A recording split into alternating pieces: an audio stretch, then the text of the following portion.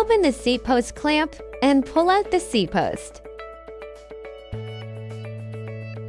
Use a 5mm hex key to loosen the 2 screws that fix the seat post clamp block.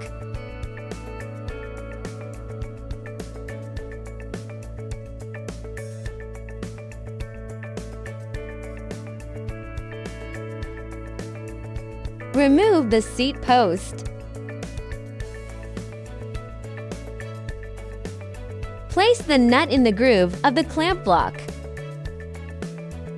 Install the seat post on the saddle with the scale facing forward.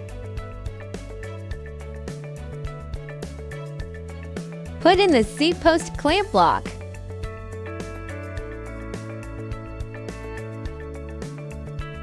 Pre-tighten the 2 screws.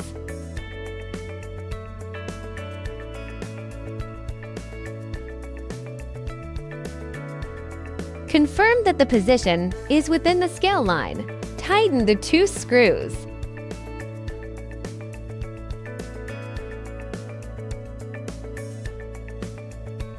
Insert the seat post. Make sure the safety line is not exposed